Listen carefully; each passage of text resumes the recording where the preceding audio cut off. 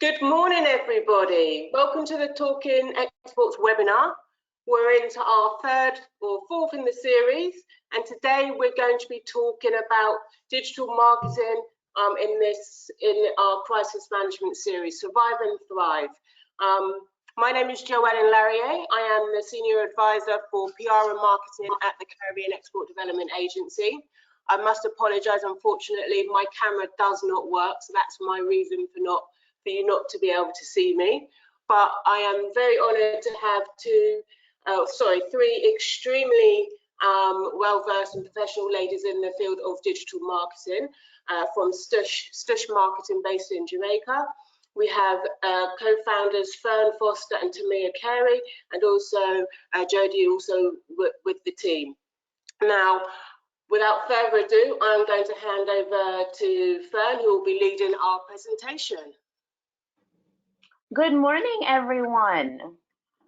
So thank you for having us. So I'm Fern. I am the creative director for Stush Marketing, and we also have Tamia and Jodie, as Joellen had so kindly introduced.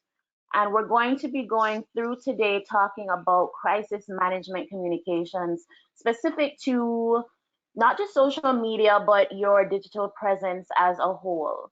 And I'm just going to let Tamia and Jodie say hi as well. Hi, I'm Tamia Carey. I work at Stush Marketing. I'm probably Fern is the creative. I'm more of the business side, and this is Jodie, one of our account managers who manages the corporate clients. All right, so we're going to get started, and Joellen is going to be assisting us as we take questions from all of you. We want this to be a very interactive presentation, so feel free in that section. I'll let Joellen discuss how you can interact. Yes, so if you, within your control panels, you'll be able to see where you can put your hand up, and there's also the question box where you can type in your questions. Now, throughout the presentations, we will stop and ask those questions to Fern, Tamia and Jodie to get answered. As we say, we would like it to be as interactive as possible. So please do put your hands up and ask those questions in the question box. I will unmute you so you can speak your question. If you'd rather not speak out loud, then I can also read out your question for everybody to hear as well. So I think without further ado, we should crack on with the presentation. All right, so today we're going to be going over the role of social media in crisis communications. So I'm sure a lot of you have been wondering, this is a very unpredictable time. How do you still ensure that your business is giving appropriate, timely, and in-need communications during this time? So we're going to go through that. Be sure as we are talking to send in those questions so that we can respond to your individual needs. And as we go through, just make sure that you're thinking about how everything we're talking about can apply to your specific business needs. So, retaining customers, attracting new ones. One of the things to be thinking about during this time is how do you engage the customers that you have? In the questions, if some of you can share, and I think there's also a chat section as well, if you can share some of the different industries that you're coming from so that Tammy and I can speak to those in particular as we go through. But basically, we always talk, as we've been going around talking in the different islands about what we do with social media. We find that generally people fit into one of two categories, and that's goods and services. And we're going to go through some of the techniques that work best in each area. So, of course, it's retaining old customers, improving your relationship with them, learning from them, and attracting new ones. Your current customers are always going to be your best bet for staying profitable during these times. So you want to ensure that you are doing everything you need to do to speak to what their needs are now. So what we're finding, and I'm sure that you have seen this even online, consumers are online now more than ever before. Advertising costs have fallen. So when we are talking about advertising costs, we're talking about boosting that ad on Facebook, on Instagram, and we're finding that the costs have reduced. As such, this is now ironically a great time for your brand to now capture more attention. And particularly if your brand has not yet been online, there's no better time than now to start an online presence. And also to think about, now that people are prioritizing online, how can you innovate a new product that can speak to that online demand and really expand your brand range? So what you want to make sure that you're doing now is social media listening. So what is that? So I'm sure everyone has seen, everybody now they're coming out with a webinar. People are coming out with ebooks. If people weren't taking digital media seriously, then they're taking it seriously now. How are your competitors responding? Are you paying attention? You should have a list of everyone who is in your field, not just locally, but also internationally, and see how are they responding in this emergency. Is the current content you have, is it tone deaf? We'll give you an example. So one of our clients is Ting, which is the grapefruit juice based carbonated beverage that's based in Jamaica. I'm sure most of you are familiar with it. So we had to think about, is now the time to be posting, let's go to the beach and have some Ting? Maybe not. But we did want to post, how do you get Ting delivered to your home? What are great ways to make a Ting-based cocktail from your home? Simple things like that to ensure that you're not being tone deaf to the situation that's happening right now, and you are being responsive to what your customer wants. Joanne, I'm just checking in with you if we have any questions so far.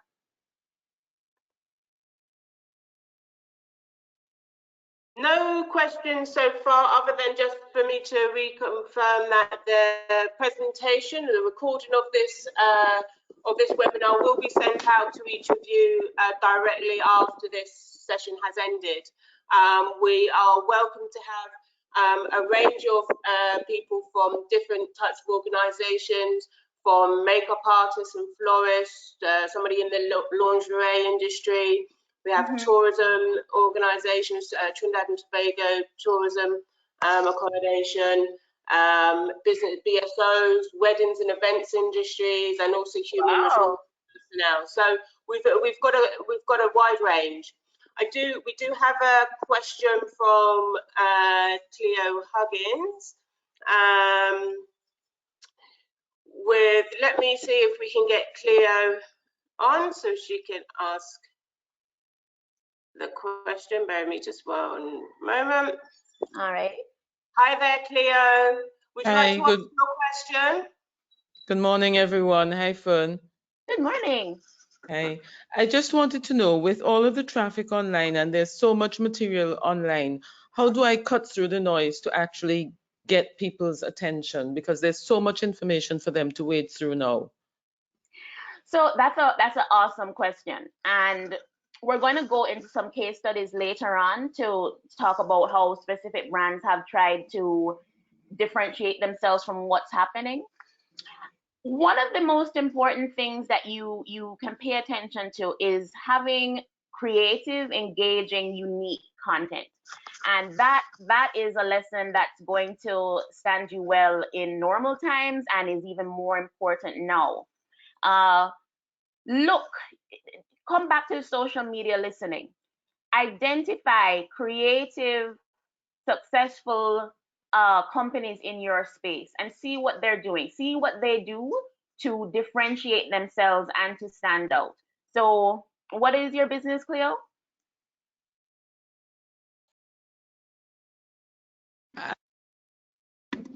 Sorry, I run an online radio station. Okay. All right. So tell us about your social media presence. We have Instagram, we have Facebook, we do Twitter as well, we have a website. But what we're finding now is that because there's so many people online and so many DJs doing Facebook Lives, we are fighting up in that space to maintain our audience. One of the things we have seen as well is that people get distracted very easily. So even if our DJs go online, it is only a matter of time before people just drop off and go follow somebody else. So you don't necessarily have the same captive audience. And yes, you're doing your posts, and yes, you're having some engagement, but people tend to wander off now. Okay, so the first thing I would do is identify both in your local space who you're competing with and see what they're doing.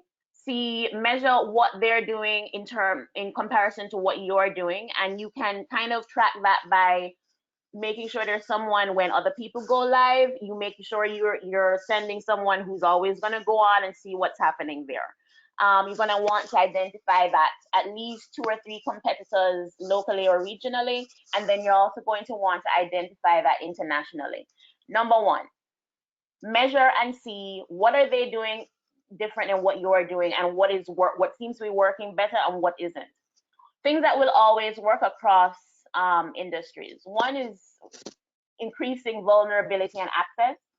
So the more personal we can be, the more intimate we can be with our audience, that will always create more connection and more brand loyalty, because they feel more connected with your needs.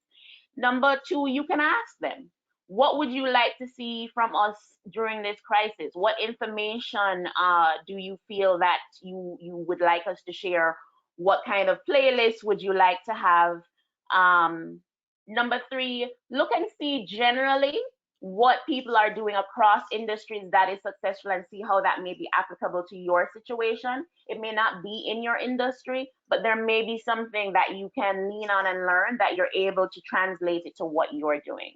But really and truly, the listening and the monitoring, the first thing we always do as professional social media communicators is, for any client, we go and see what is happening in that sphere, what is happening in the industry, and how can we take the best skill sets from what's happening and apply it to our clients.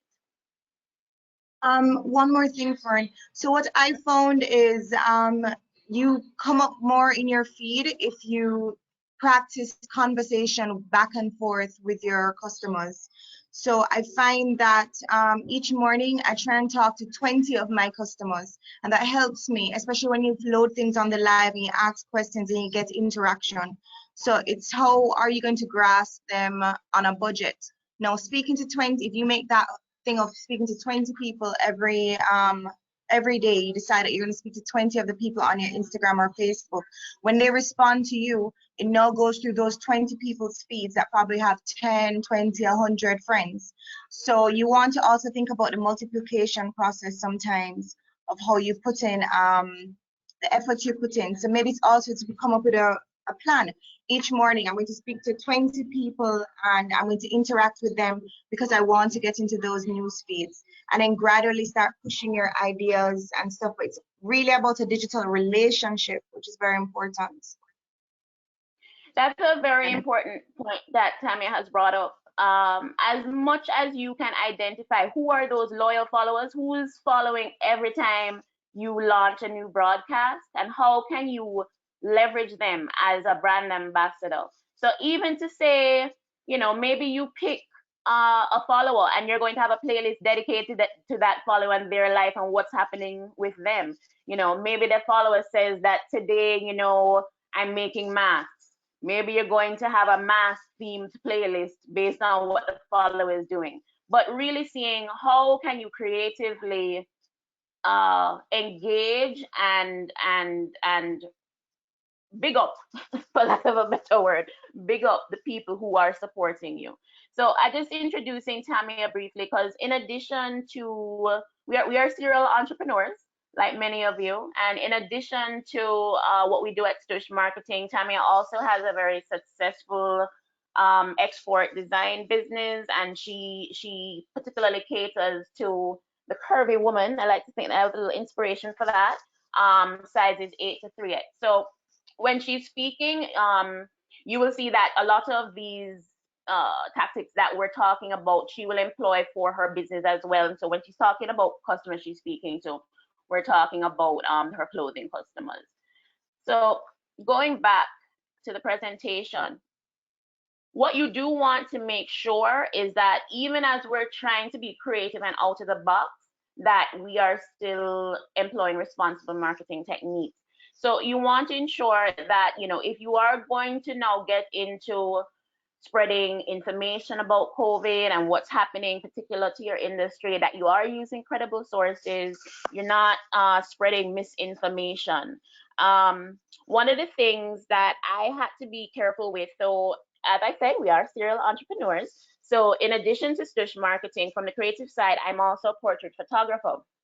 Now, prior to COVID in February, I had moved. I operate both in the Caribbean and in the US. So I had moved to Las Vegas, which is where I'm talking to you from now, to open a portrait studio.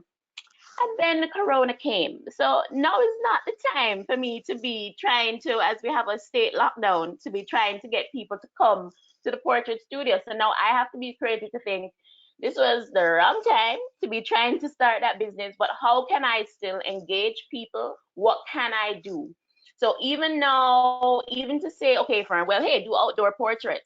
Now is again not the time. We're still at a stay-at-home order. It would be irresponsible of me to now be promoting, let's do this, let's do that. But what I can do is prepare people for when that time comes to say, here's how we can still, you know, capture your family and make those memories in a responsible way. And be able to still get started, be able to still get brand awareness, but make sure that I'm doing it in a responsible manner that's not going to damage my brand. So you want to, especially if you are incorporating that information, you want to put a fact-checking protocol into place, particularly if you are engaging a third party to manage your social media. Make sure that you have a protocol of these are the sites that we trust for information. You're always going to link back. So if you say, you know, X, Y, and Z is happening in COVID, and you link back to that credible site of information, so at least your audience knows where the information is coming from and you're being responsible in that manner. And most importantly, do not disappear. Do not stop posting. There will always be information or even creating still brand awareness that will be important during this time. What you do not want is that you've now allowed your competitors to maintain that presence and you have just disappeared. So I'm gonna go back to the basics of what we're talking about in terms of, you know, being able to speak to your brand. Some of you may be very far advanced in this, and some of you may still just be dipping your toe into the social media landscape. But it's important that you understand your brand voice. So what is a brand? Brand consists of both visual and messaging elements, and you want to make sure that both of them are consistent with the mission statement that you have put forth for your business. People may think that that's a little bit airy-fairy and, oh, mission statement, why do I need to craft that? But it's important because you may start off as a solo entrepreneur, but even in a big business, it's important that everyone on the team understands what the brand is, what the brand stands for, what we call the true north of the brand, that very distinguishing characteristic, so that in all of your brand communications, you maintain consistency. You want to know what your brand elements are, particularly now when you are competing with, you know, so many persons. You want to make sure that your visuals have a particular look. That if you're using a template, say, to post on social media, many of us may be familiar with Canva for a graphic Spark post. You may have your social media templates created by a graphic artist. You want to make sure that everything has a consistent look, both in terms of the visuals and the messaging, so that as soon as somebody's scrolling down their Instagram timeline, they're able to say, hey, yeah, I recognize that this post is from such and such. and you're having one more tool in your toolbox to ensure that you cut through and your brand is distinguished. One of the tools that we use to employ to be able to make sure that we are speaking to our customer needs at every stage in the journey is our customer journey map. And that's what we have here on screen. So I'm just going to take you through this. And what I want you to think about is for your brand, how can you insert your brand at every stage of the customer journey? So this map here, this is relevant to a service brand. So I know many of, Joellen said that many of you are based in the tourism industry. So I'm going to look at a little case study here. So this map documents the experiences of Jim and Pam, a couple who want to go on vacation. They both work and live together with their dog, Poncho, and this map will be used to help trippers.com, a fake travel site, make their traveling experience better. Now, I chose this example because it's particularly for those in the tourism and generally in the service industries. Right now, we're feeling a little glum because we're literally not able to provide the same service, the service that we normally do to keep our business afloat and make our businesses make sense. So we're gonna go through this map. The map is pertinent to normal times, but I want us now to think about how could we leverage these and how could we translate this to the time of coronavirus. So research. So of course the journey is going to start off with the couple, Jim and Pam, deciding where we're gonna go, where we're gonna stay, what we're gonna do, how we're gonna get there. What's happening now with coronavirus? People that may not be at the top of their minds, or they may have. I know one of my best friends. I mean, boy, everybody born in 1980, we're just really upset right now because all the big 40th birthday plans have been put asunder. But you know, a lot of people may have been planning to do something. How can you engage them?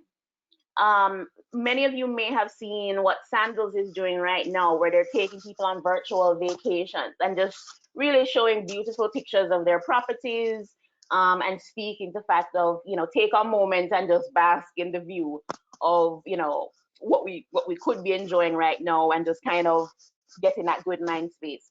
How can you follow that lead? You know, you may have customers. Now would be a great time to say, hey, customers, share with us your vacation pictures from past vacations with us so that we can share the memories that happened before and will happen again. Give a message of reassurance that we're not going to be in this time forever. And how can you push that message of positivity? Next, preparation. So under normal circumstances, Jim and Pam, they're, you know, finding a hotel, finding flights, finding things to do. One of the things we always recommend when we're giving these webinars, these seminars, find persons that you can partner with. So I would love to hear in the questions section if anybody has partnered, especially in the tourism industry or otherwise. Have you partnered with anyone during this time to come up with content? Sometimes, you know, two heads are better than one. You're stronger as a team. Have you partnered with anyone during this time to be able to leverage these giveaways? One of the things I'm thinking about for my portrait business, now is a good time, even though I can't take any photos, people are still celebrating, to reach out to my past customers and say, hey, these are some new products I have. You know, I've now started offering calendars and expand the brand range. A lot of the times, you know, I've been wanting to offer more albums. Now is a great time for me to sit and design all my new album products. And to go back to those loyal customers and say, hey, I'm offering a free 8x10 once you buy this new album I have. And I can make a little video just with my phone and show, you know, this brand new album product that can be made with pictures that they already have and they already took. Particularly for Mother's Day, that would be able to say, here is something that is a unique gift for Mother that she wasn't expecting, a collation of all the photos you've taken with me. Still still be aware of these general basic social media rules. We always say you want to be aware of the calendar of activities for your customer. So we have Father's Day coming up. Can you come up with a simple campaign that's relevant for us, relevant for that, to our friend Cleo on the radio station? Is there something interesting that we can do for Father's Day that would be not unexpected and out of the norm? Maybe, you know, you want to have some fathers as guest DJs. Maybe they're having their children choose the playlist. But what can you come up with that would be creative and out of the box? And again, you always have the whole world of social media to look at to gain inspiration, see what other radio stations have done on past Father's Day, think about how that can be tweaked to be appropriate for the time of coronavirus. And then as we go through the rest of the customer journey map, the point that we have here, and I do believe, Joellen, will this be shared with the attendees? Yes, it definitely will be, yeah. So that everything will be shared after the presentation, after the webinar is finished. They'll get an email with the recording also. Yeah. Okay, awesome. So what I'm gonna move on, but what I just want you to think about what is every stage of your customer journey, and think about that in two parts. What is the normal stage of their customer journey with you in normal times, and during coronavirus, what does that customer journey look like now? For our tourism folks, for our service folks, it may be very limited, but like I've said, there may be products. For me, it's albums and prints. As a photographer, what are the tangible products that have some relation to your service? How can you partner with persons in that field to still be able to provide a product to your clients, even though right now, you know, may not be the ideal time? And then make sure you go through each stage of the customer journey and see how you can insert your brand. We call it, how can you solve a customer's pain point at each segment of that journey? Okay, great. And we actually have a comment here from in relation to the partnering. Somebody, Joseph Benfield, who's in the wedding and events business, just says there that the weddings and events groups in Barbados, for example, have been partnering to support one another and doing videos with snippets of each other's businesses to remind clients that they're still there. And that they can hear from them after the whole situation has resolved itself. So I think that's a great example of what you have just been recommending happening in reality. Awesome. We also have another question actually, and this is one, you know, as it relates to doing the various posts, and this is something even for myself I also wonder about, is, you know, how often should we be posting, you know, on our social media platforms? Right. All right. So generally, and Tamia, you can jump in here if you want to speak directly to. Well, Fern has a way of saying that quality is better than quantity, but it's one thing about posting, but it's also about communicating. So on my platform, we use our live feed a lot more than we do on the fixed feed. So we post on our Instagram Live and Facebook Live almost every day with different content. When we do a photo shoot, we try and make best of it because it's clothing. But you want to post on your live feed 2-3 times for the day. It stays up for 24 hours. And then on your main feed, it's at your discretion, because when you post on your main feed, you need to make sure that you're interacting back and forth with your customers, and you're not just pushing buy me, buy me, buy me, but you're just saying, hey, this is what's going on. What are your thoughts? Do you like this? Do you not like this? Would this be somewhere you want to be?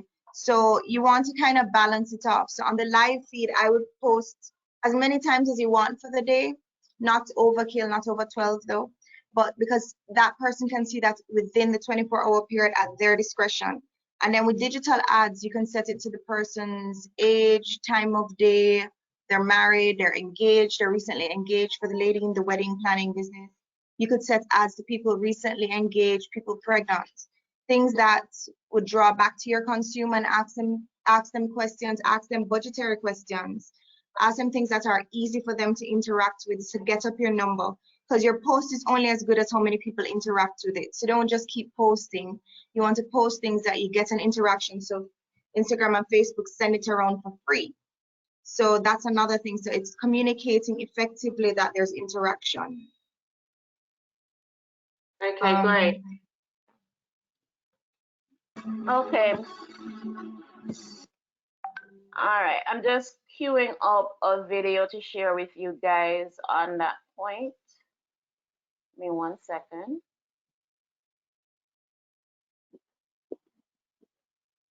Well, we're waiting. We also had some feedback from I believe TTCSI, Trinidad and Tobago Coalition of Service Industries, I believe that's the acronym for. They also held a webinar bringing together tourism stakeholders for post-COVID recovery for the sector as well. So I believe there is a number of different initiatives that are taking place for people to work together. We also had a question regarding which social media channels. You just spoke about using the live feed and, you know, versus posting directly onto your page, for example. You know, how do you determine which social media channels are best suited for the objective of online marketing? That was a question from Ashwini Sathno. Well, is your product visual? Is your product something to be listened to? What is the nature of your product? I find that with the whole era of the camera phone, it's so much easier to make photography content and video content. And I try to be best available. Wow, Fern. I try to be best. I try to make things that are easy for me, so I don't over process the situation. So if it's that, I do outfit of the day. So right now during COVID, I can't really interact with the photographer as I would like and have my big photo shoots with my models. So maybe it's that I commit to outfit of the day. And each day I get dressed in the clothing from the store, the mask from the store. I take that photo and that creates my content. Because emotionally, you have to manage what you really can do at this time.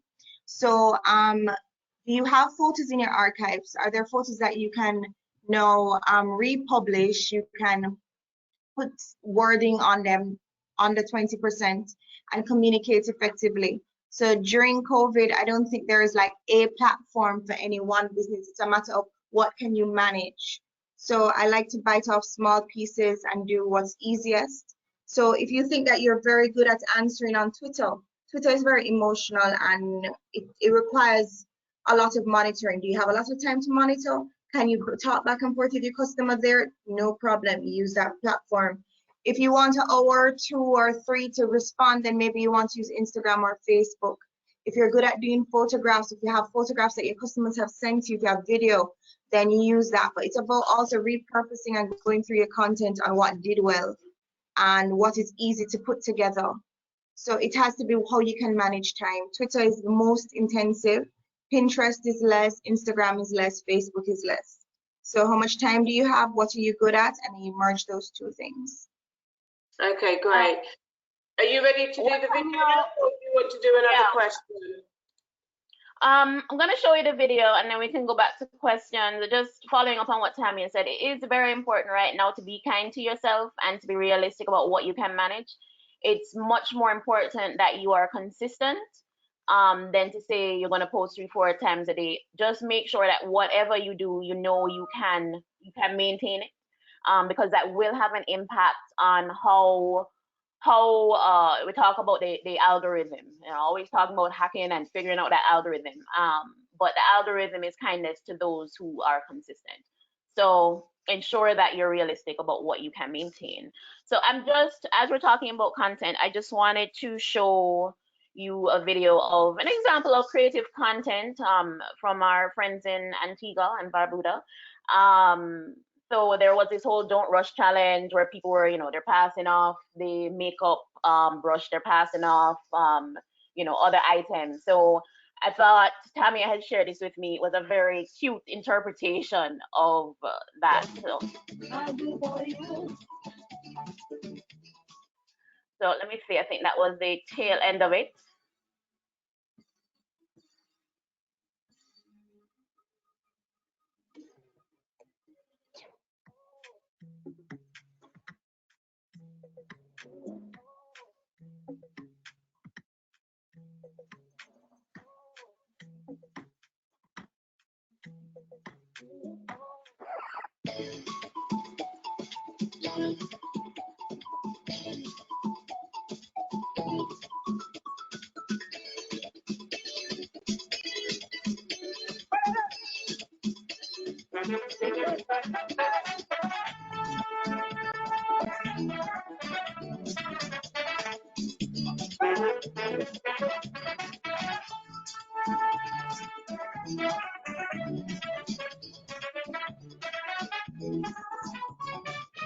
Sweet little island girl, set my soul on fire. I love you of this world, you're my one desire. I just want to be with you, but my love for you is true. I will do the world for you, just to put my life in will. To do anything you want me to do, I'll do for you. All right, so hold on before we go through again.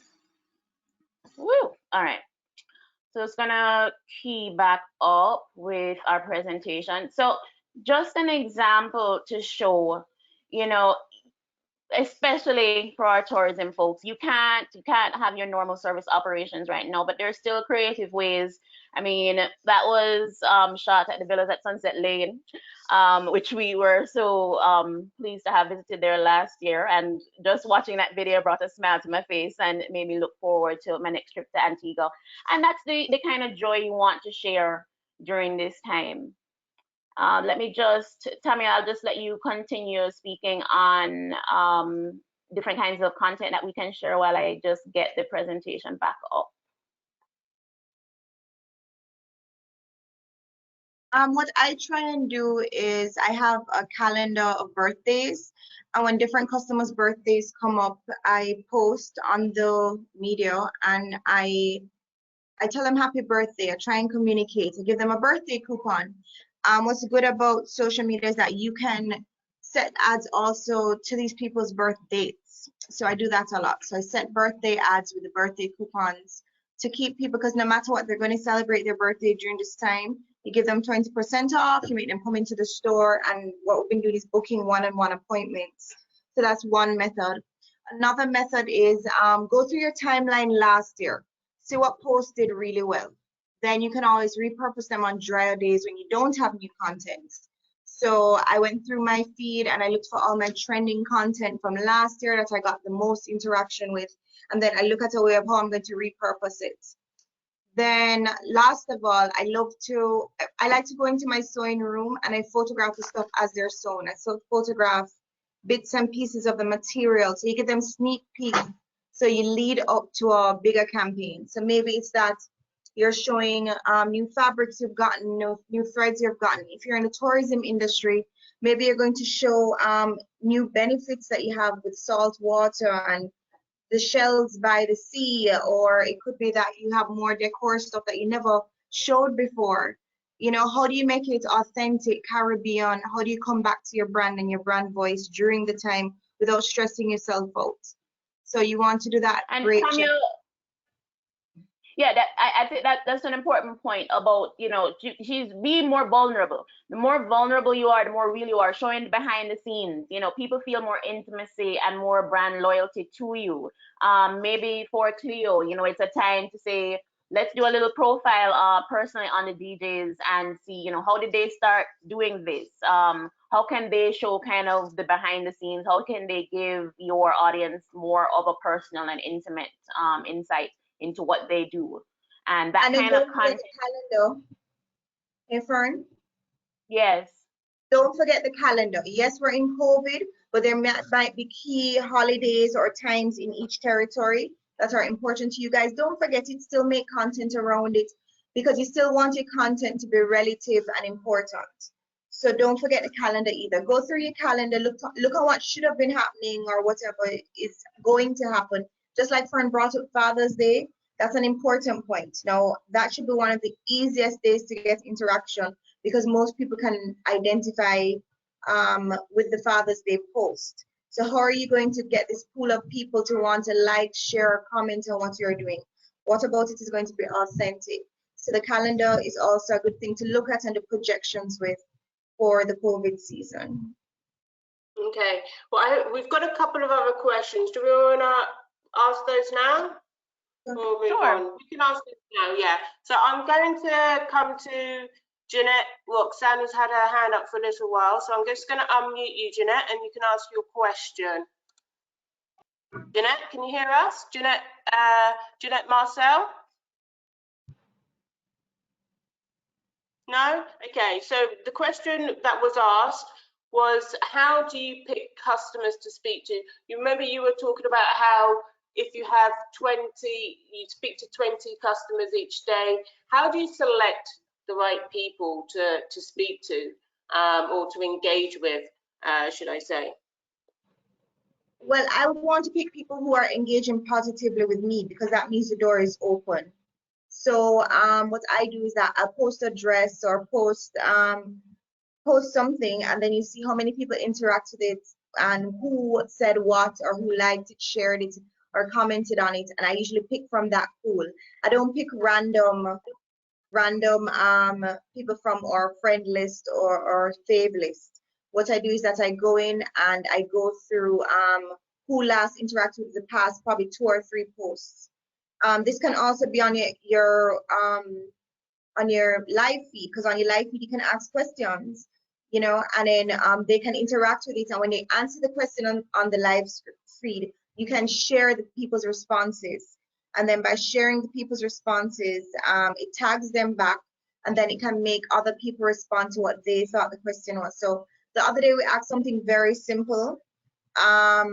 What did they think about the color of the year with Pantone? Because every year the fashion industry, all the industries come up with colors of the year that are going to be important to their brand. And we introduced the color of the year. The color of the year has been since January, but we're introducing it now, and it's new content, and the fashion forward woman likes that type of content.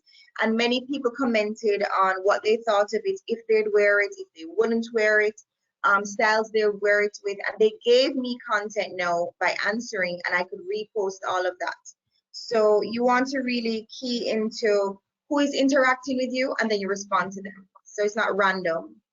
Okay, great. So then how do you also address negative feedback that might come about? Fern is better at that than Flip me. side, isn't it? Sometimes with the engagement.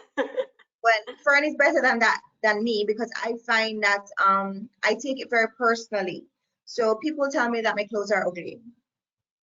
They will tell me that the masks are ugly. All these, you know, and you have to say to yourself, what are they going through at this time? Why they think they should be so negative, you know? So you have to kind of charm back the response. So thank you so much, Fern, for giving us your 2 cents feedback on my mask. I really hope that during this time of safety, you'll find the mask you like. But in your head, you're thinking, do I hide the comment? Do I not interact with the comment? But sometimes you have to try and just be the charm, even though they're really punching and kicking you in the face. And sometimes that your fans will often come to your feet to give you a little boost. They will come to your rescue and defend you. You don't need to do that. yes, Never take the aggressive approach. It's not worth it. It may feel good at the time, but it's not worth it.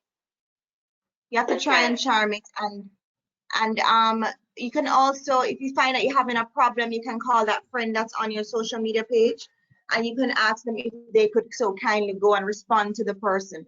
But you never want to be combative. So maybe I'd call Fern and say, Fern, the lady that is under the second post is being negative. I've responded. Can you help me out? And then Fern will jump in and try to pacify. But if you're going to go to such guerrilla tactics, make sure you choose someone who's not obvious. So obviously, Tamia is not going to call me because I'm obviously associated closely with her. So be a little bit more strategic and smart if you're going to employ some guerrilla tactics to accordingly. Okay, we have a question from Vanessa Fizan-Liga. I will unmute her and see if she would like to ask the questions that she has posted. Hi, Vanessa, can you hear us? Hi, hello. Yes, I do have 2 questions, and I really love what you're doing. It's very instructive. Do you hear me well? Yes, we Yes. can hear you now. Okay, great. So my first question is like at the beginning, well, there's a lot of platforms for social media, but actually I'm only in Instagram and Facebook, and I see that TikTok is very trendy. And I was listening to Gary Vee this morning, and he was saying that, I mean, we could also do some posts. Okay, I think we've actually. So I wanted to have your opinion about that, to know if as a wedding planning company, should I be on other platforms more than Instagram and Facebook? That's my first question. I'll answer first, and then Tamia can put for sure. Anytime we are, talking to people about social media, we say if nothing else, make sure you're on Instagram and Facebook. One, because they're currently the most popular platforms, particularly for a business like wedding planning, where it's very visual. And then also because they're integrated with one another. So just for ease and simplicity's sake, you know that when you're posting on Facebook, can be links to your Instagram and it can automatically post, and vice versa. And when you're running ads, you can post and set ads for both platforms at the same time. So awesome first step that you are on Facebook and Instagram. Secondly, if you want to now branch off into other platforms like TikTok, again, make sure that you have a plan for consistent content, number one. Make sure, two, you've examined what kind of content does well on that platform. So obviously TikTok is videos, it's short videos. What is going to be your strategy to creating consistent short videos on that platform that are interesting? What are other people in your space doing? Have you done your social media listening to see what your other industry compatriots are doing to be successful on that platform?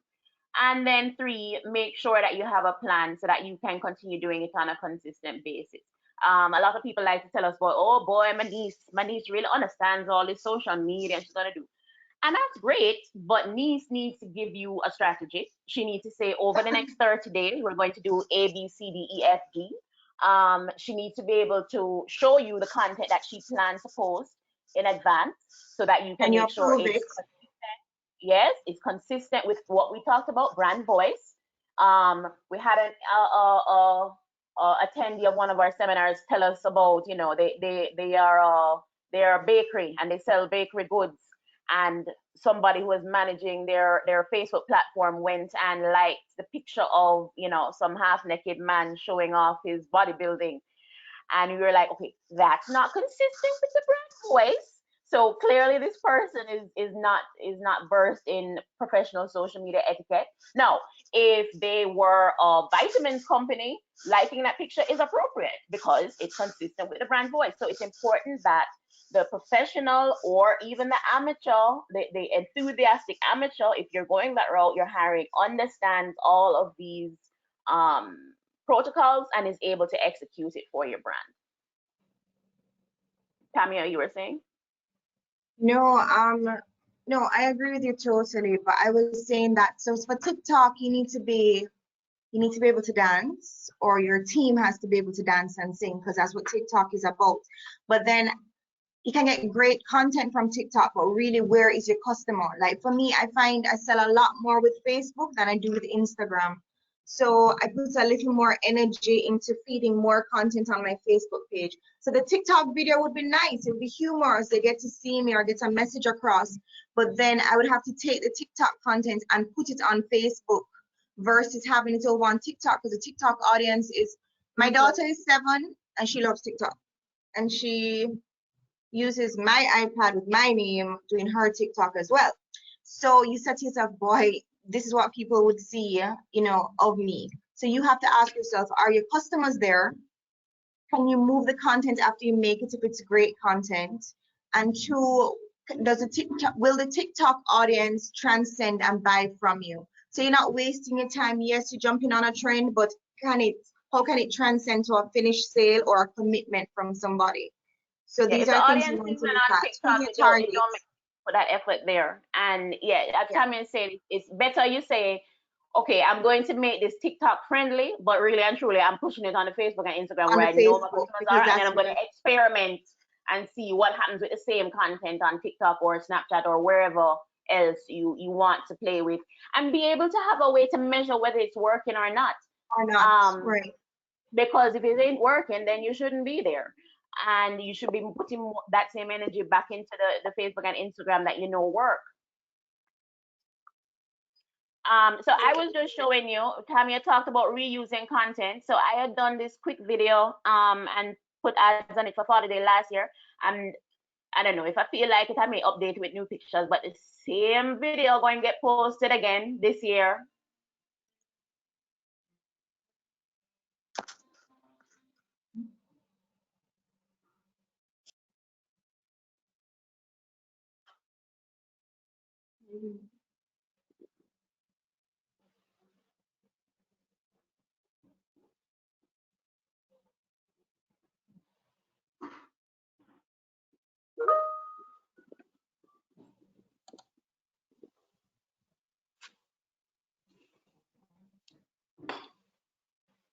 All right, so if you look on the friend's post, you can see how many people liked and shared it. Now, it's high because she has a lot of celebrities in there.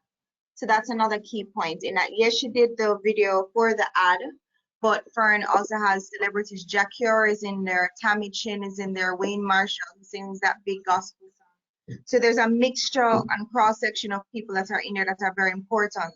So when she puts up that video, that's one thing, but then when you're doing the ad set, you want to make that little thumbnail have somebody who's important that they're interested in to keep clicking on that face. So you want to make those little details as well. But it's an emotional video, and emotional videos in the Caribbean do very well, you know, and it's not overwhelming, and it's definitely not too long. So don't just keep belaboring. It's better to have a good 30 seconds than a boring 1 minute, you know? And very simple. I did this on my phone. I took the photos I already had. I made some graphics, which is basically a white background and text on top of it in Canva, and then slapped it together on one of the many video editing apps that are available on either the App Store or the Play Store, whether you're iPhone or Android. Free. And use some copyright free music. And ta-da! Engagement. And this is a concept. If I wanted to do a video of how we're caring for each other in COVID, I could do the same thing again. If I wanted to do a video for Mother's Day, I could do the same thing again.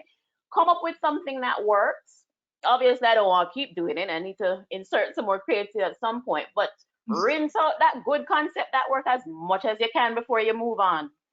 And just keep it simple and engaging, and you'll find that you will gain the benefit of it.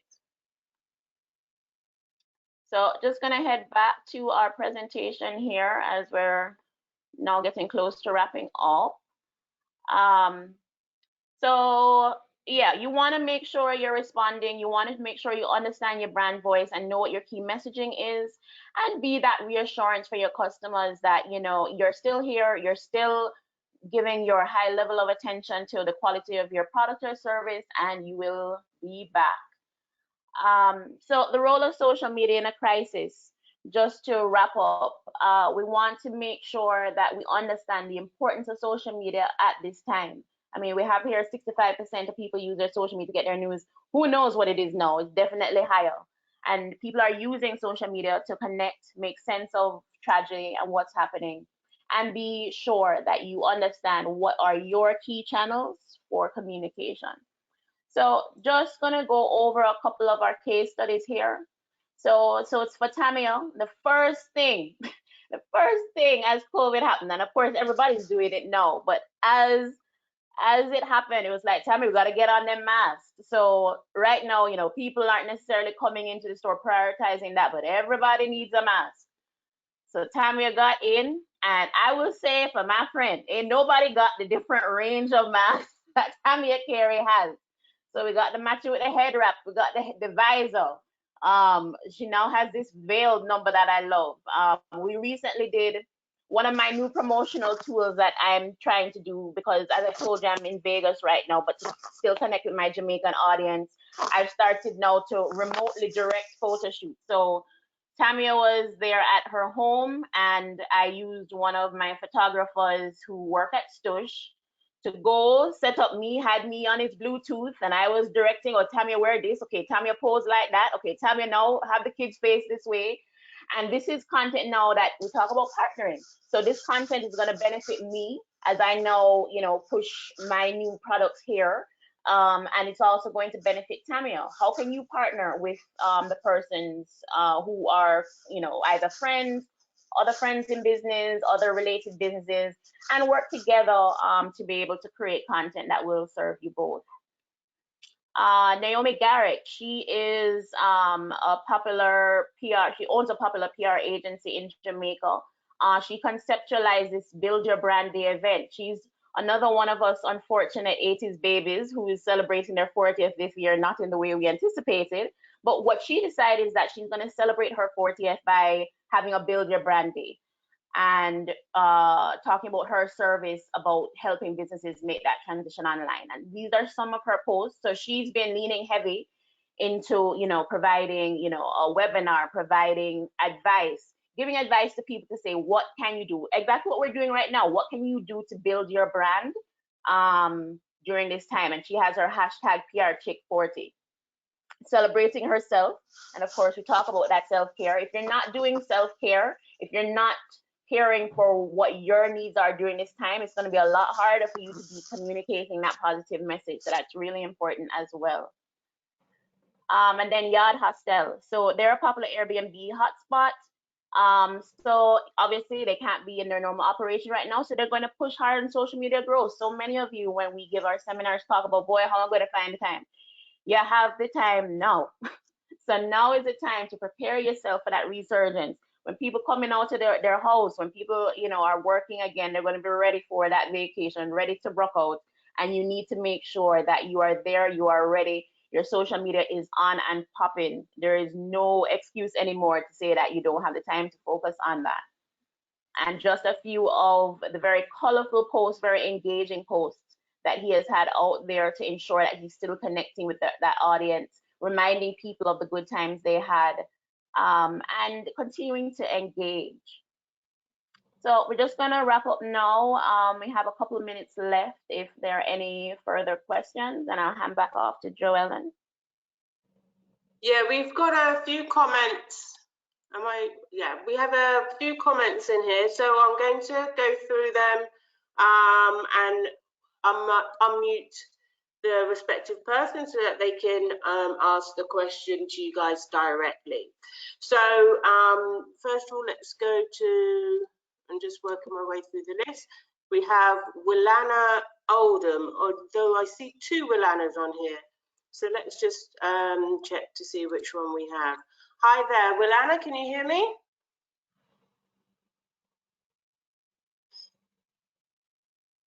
No? That one. Willana, well, Willana had a question as it relates to posting various pieces of content. Realistically, how much does somebody that's obviously running it on their own need to dedicate to this, even if they are using just one platform? I think you should at least give your platform an hour a day, because you don't have the heavy brick and mortar traffic at this time, and the only way for them to communicate and identify and have that time with your brand. So I think a minimum of an hour a day should be used to prep content, push out content, respond to customers, come up with a new concept for the next day or for the next, well, I do 7 days at a time, but if you don't want to do 7 days at a time, come up with things on a daily basis. But I would give my brand a minimum of an hour a day. Okay, great. So I mean, as it relates to legal issues, so we have Jennifer who has a question about the legalities. Bear with me a second, let's get Jennifer on here.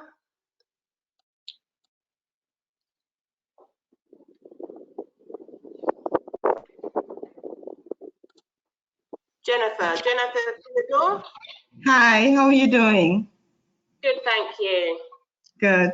The question I had about the legal, and it goes to copyright issues in terms of when you're building content, taking pictures and taking other content that are out in the public domain. For example, how you did your Father's Day, where you get the pictures from and putting it together. Are there any legal issues? Can somebody come and say, oops, you can't use my picture, sorry? Okay, so it's important that in your industry you understand what the law is. Any picture that I take belongs to me. No matter who I take it of, the copyright belongs to me. And I just know that because I've made myself aware of copyright law for a photographer. Now, that doesn't mean that I can automatically use an image to advertise a product. But you have a little loophole, because if you use an image editorially, you can use it however you want. And that's the context in which I use. It's Father's Day, and here's a picture of fathers that I took.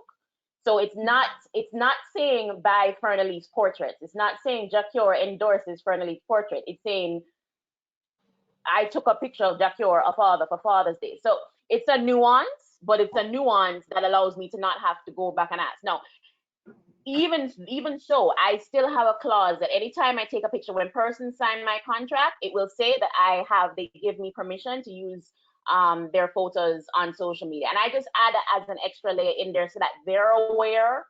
Now, sometimes I would have clients come to me and say, I had one who, he's an attorney and he was involved in some very high profile criminal cases, and he didn't want his pictures on social media for obvious reasons. Could I still do it? Yes. Would I do it? No. That would be an obvious violation of the client, and it's not worth it to cause harm both in an ethical manner and just in general client retention. But you need to make yourself aware of what the laws are. Now, in terms of general usage, if you're using something, a lot of people, if they're going to use an image that's not there, they give credit. I tend to recommend, we recommend that you try and use original content where possible, just because people can visually see what looks like a stock image. People are not attracted to that. I will tell you, sometimes we're amazed by the response we get to look a video that we took with our phone versus one that we thought was so nicely edited and shot by a professional.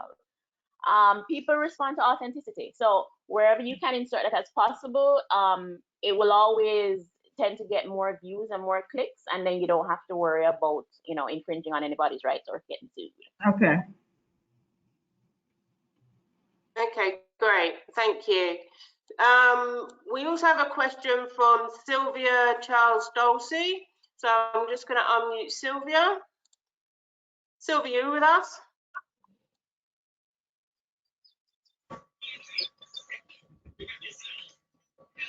Yes, hi. Hi, Sylvia. Hi. Okay, what I wanted to ask, sorry, I didn't realize the mic was off already. What I wanted to ask, good morning, everyone, and thank you. It's really enlightening to listen to you.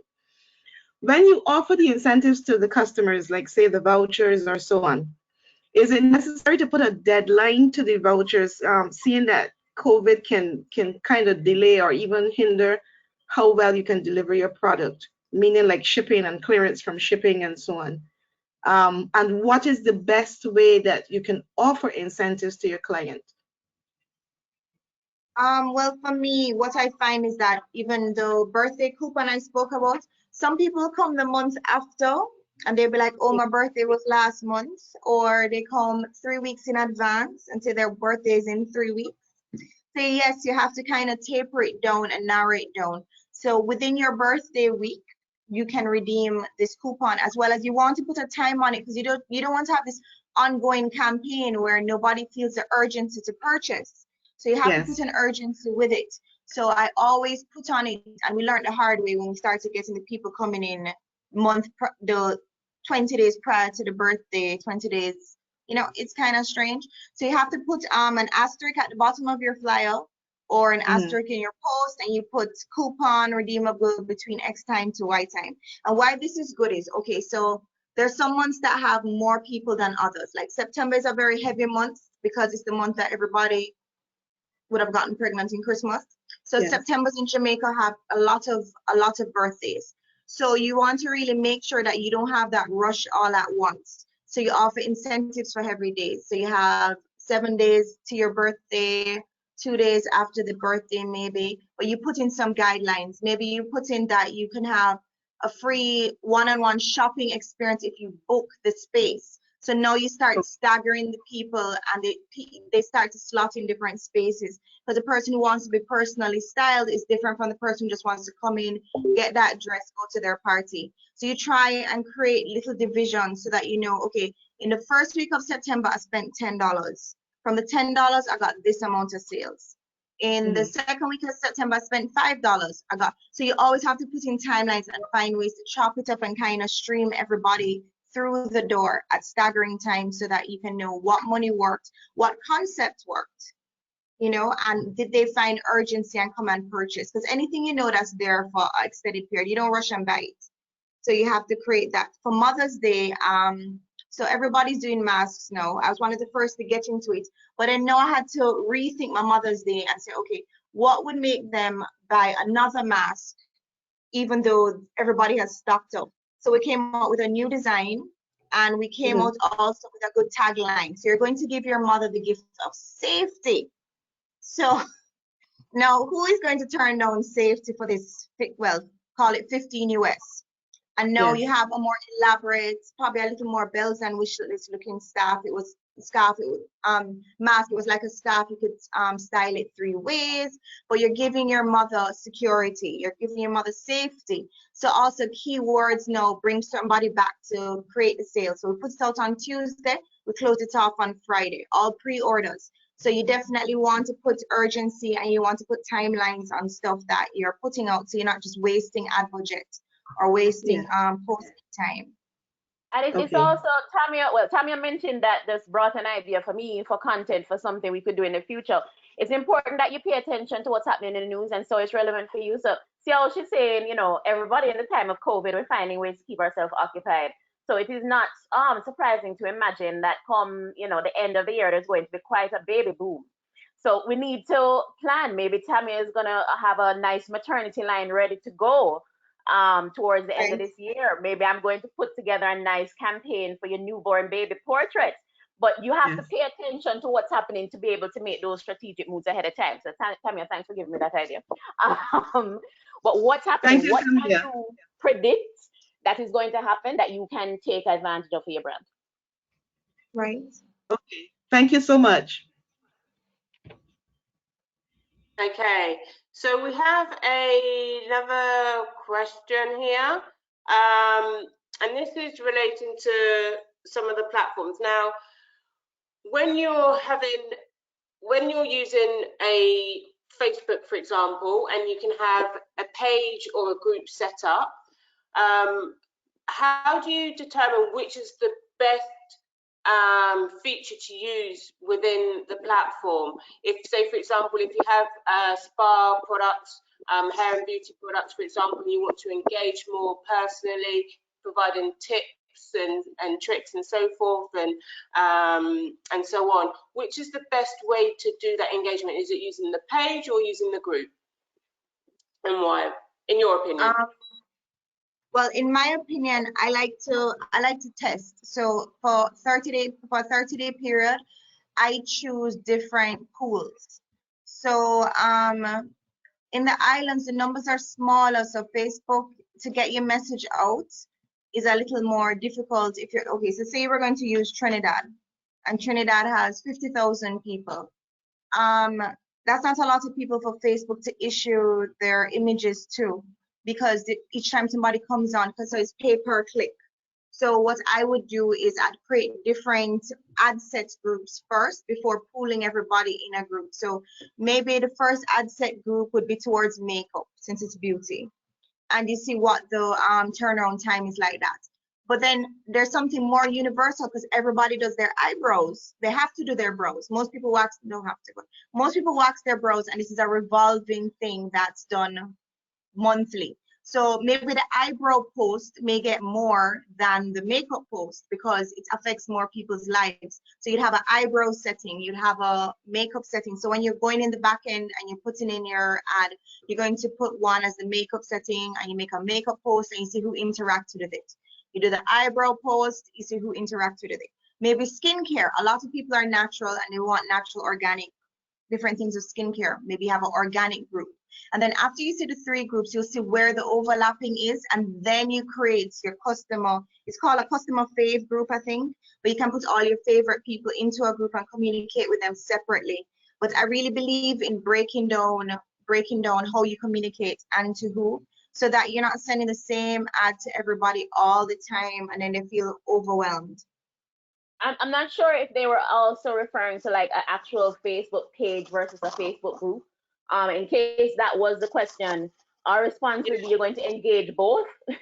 You're going to engage both. You're going to post on both, and the interaction may be different. A lot of times you can reuse that content. So if you find that your Facebook group is more interactive with you, then maybe the persons who are following your page, maybe you repost some of that content on the page.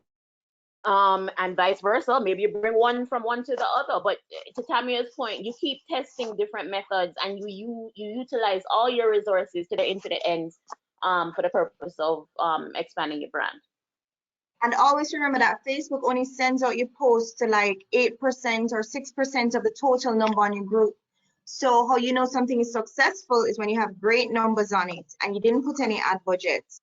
So even if you're posting on those things, it doesn't mean that people will see your post. So always remember that as well. So yeah, you're posting, but on Facebook is only sending it out to 6%. And it's not until people start clicking on it that it starts moving and it starts, as it said, go viral and go across. So you want to remember that as well, that when you're posting, you want to watch the numbers on it to know what is successful and how better to do the next. Okay. We also have a question from Natalie Charles. So I'm going to unmute Natalie and to allow her to ask the question. Natalie? Hello. Hi there, Natalie. Hi, great job, ladies. I wanted to ask a question, really good, and the energy between the two of you is really good. I love the collaboration. We're learning quite a lot here. I wanted some suggestions on free apps that you can use for video editing, as well as where can people get free images online. That's not going to land us on any legal issues. Yes, let's say I want it all for free. Free to me thing. I agree with you.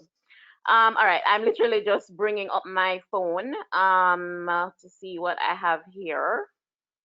So let me go. So you can see these are the video related apps that I normally use.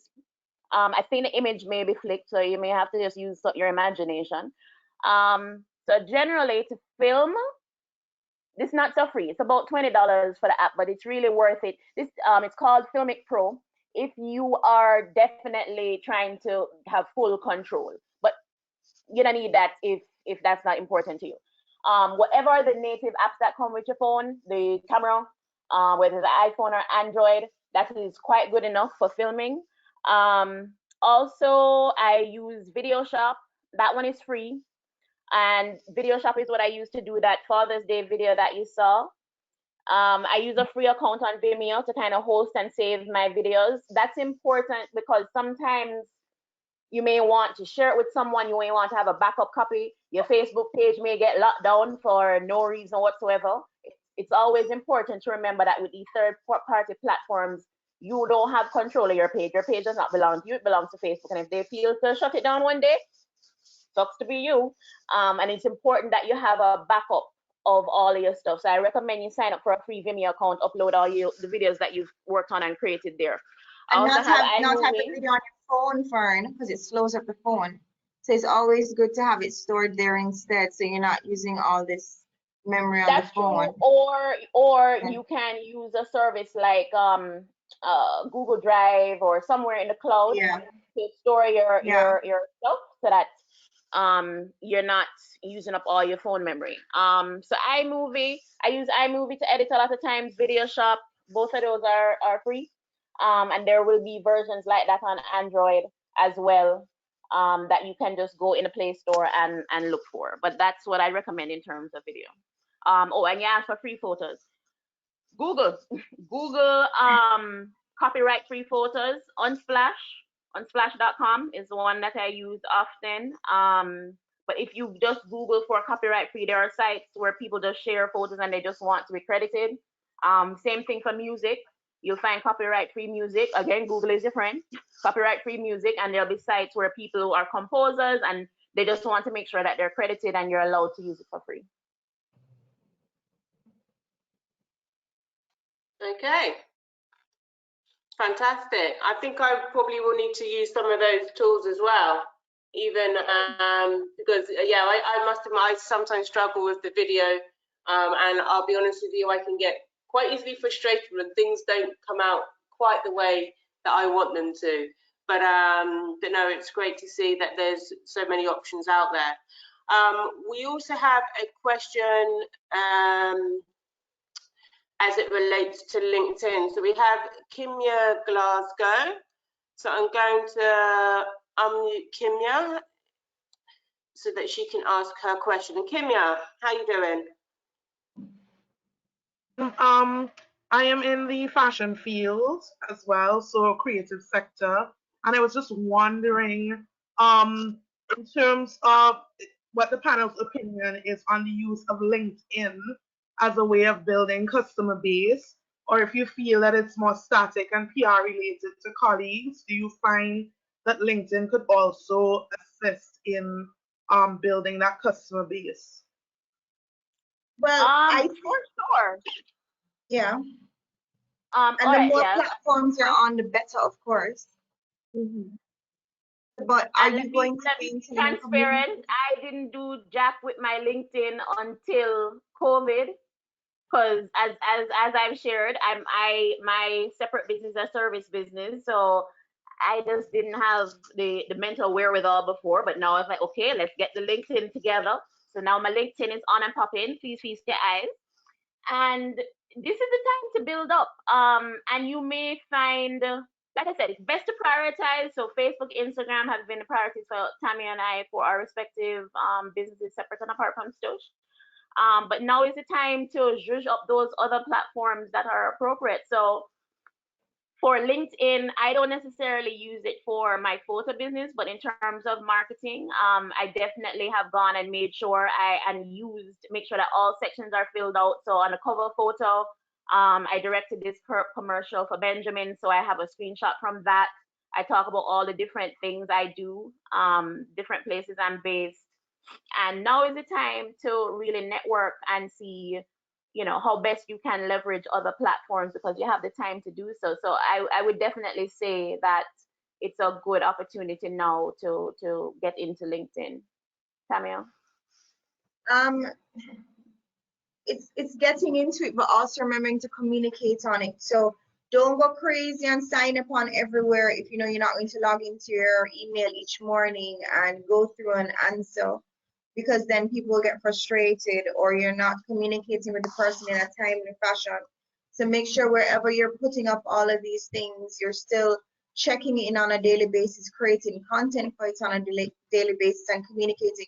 So it's not just like a placeholder and then it doesn't come across genuine, or so you want to make sure that you also maintain each thing you have, almost like a storefront. You make sure you maintain it in the same way, so that you don't have people getting frustrated where they're reaching out to you and you're not checking in or clearing that inbox over on LinkedIn in a timely fashion. Okay, great. Well, well, it's already 20 past, so I know we're already over the time limit.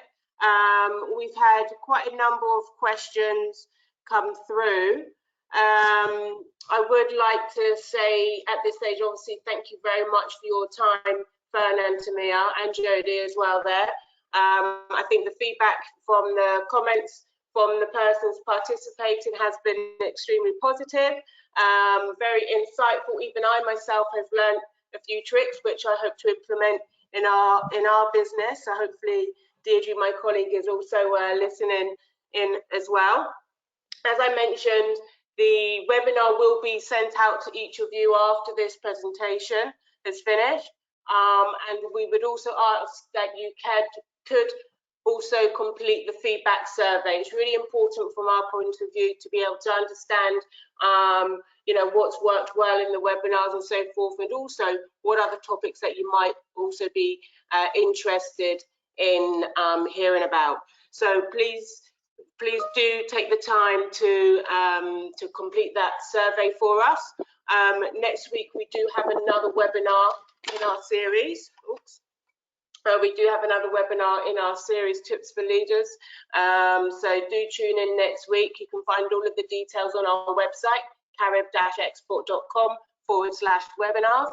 And obviously we're also on those platforms that we've just been talking about. We're on Facebook, we're on Instagram, we're on Twitter, and also on YouTube. So once again, thank you very much. I'll ask the ladies if there's any other final comments from you two before we switch off. Thank you for attending on behalf of myself and Tamia. We are available, hello@livstush.com if you have any other questions or you want to reach out, and we hope to see you all again. Yeah. I mean, do you have your, if anybody does want to get in touch with Stush directly, that's fine. You can either drop me an email and we can pass on your details to the ladies at Stush, and then you can obviously liaise directly with them. So once again, thank you very much for your time. Really very much appreciated, and we look forward to working with you again on another webinar, and hopefully back to doing face-to-face workshops further along down the line. All right, thank you very much. Have a lovely afternoon. You too.